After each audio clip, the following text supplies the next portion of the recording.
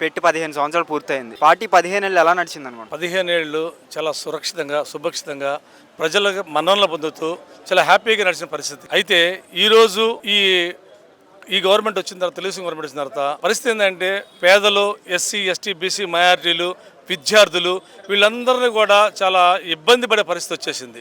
అయితే ఈ కూటమి ప్రభుత్వం వచ్చిన తర్వాత మధ్యతరగతి కుటుంబీకులు కావచ్చు, ఎస్సీలు కావచ్చు, బీసీలు కావచ్చు, అనేక రకమైన వర్గాలకు సంబంధించి కూడా అనేక రకమైన విద్య ఇట్లాంటి వ్యవస్థ సంబంధించి కూడా చాలా నిర్వీర్యమైన పరిస్థితి ఉంది. ఈరోజు ఈ కూటమి ప్రభుత్వం రాకముందు నాడు నేడు ఉన్న పరిస్థితుల్లో చాలా స్కూల్స్ చాలా గొప్పగాను, కార్పొరేట్ స్కూల్కి ధీటుగా ఉండే పరిస్థితి ఉంది.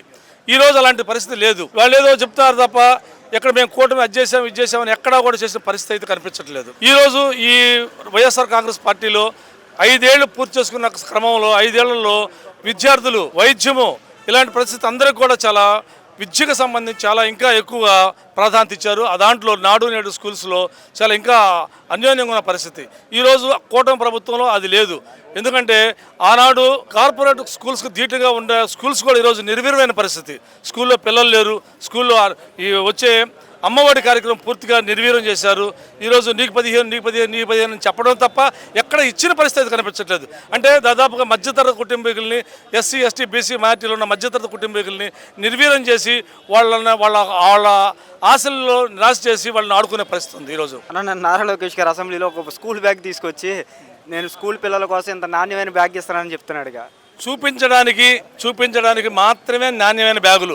పిల్లలకి ఇచ్చే దాంట్లో నాణ్యత లేదు.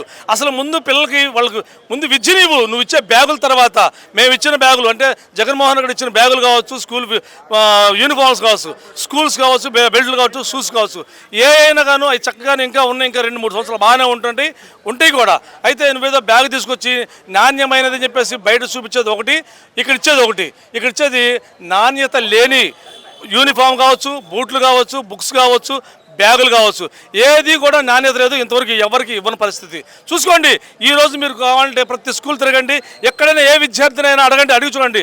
ప్రెస్ వారు మీరు చూడండి, ఎక్కడైనా ఏ స్కూల్కి వెళ్ళండి, కొత్త బ్యాగులు ఇచ్చారా, లేదా స్కూల్ బ్యాగులు ఇచ్చారా, లేదా షూస్ ఇచ్చారా, బెల్ట్లు ఇచ్చారా, బట్టలు ఇచ్చారని అడగండి.